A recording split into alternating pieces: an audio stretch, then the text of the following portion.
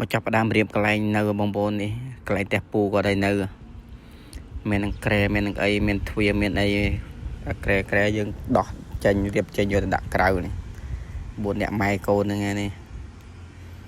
ហើយចាប់ផ្ដើមដោះនេះឥឡូវ2អ្នកអាបងដោះវាចាំមើលទៅឥឡូវចាំមើលចាប់ដោះទាញយកក្រែនឹងវាចាប់ដកដែរបងប្អូនវាជាប់ខ្ចៅអញ្ចឹងនេះតចាប់ដកឲ្យវាចេញទៀតវាได้ជាប់ខ្ចៅបន្តិចទៀតតដោះខ្ចៅវាចេញទៀតលើពីអ្នកបងមូលនេះមកដកបានមួយមានស្រួលទេហត់ដែរហ្នឹងណាមួយយើងមានឧបករណ៍មានតែម្លែតមួយដោះយ៉ាប់ដែរ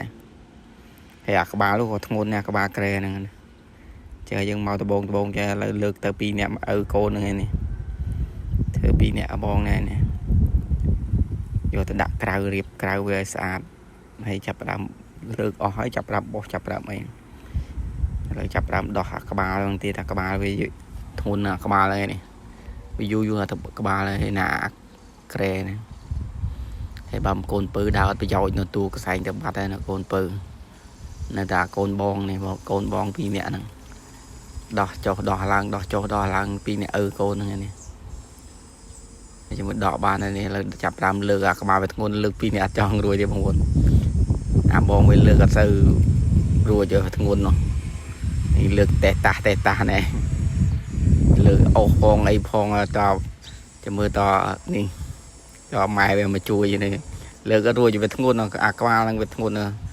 លើក2អ្នកធំ2អ្នកប្តីប្រពន្ធនៅចង់យ៉ាប់ទៀតឥឡូវលើកបានឥឡូវចូលមកដោះអាទូចនោះទៀតសល់អាទូច1 2 3នេះ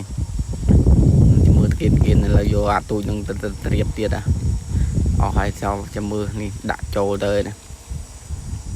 ហើយសិតដីសិតអីនៅមករៀបចំបោះជូតឲ្យសម្អាតវាស្អាតអត់ដែរសូវមាន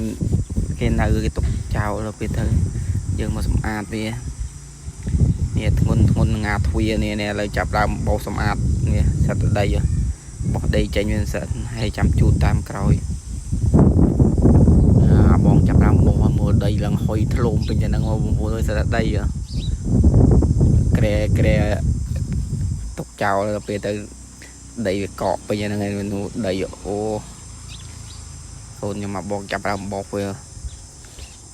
ឡូវចាប់ដើមបោះចាំមើលចាប់ដើមមិនលោលើកអា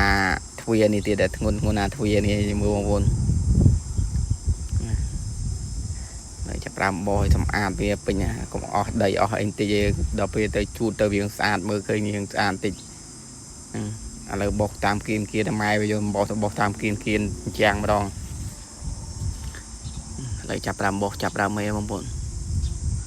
នេះធ្ងន់អាទ្វារនេះបងប្អូនអើយទ្វារឡើង8លើក3អ្នកម៉ែកូនទីតាស់ហ្នឹងឯង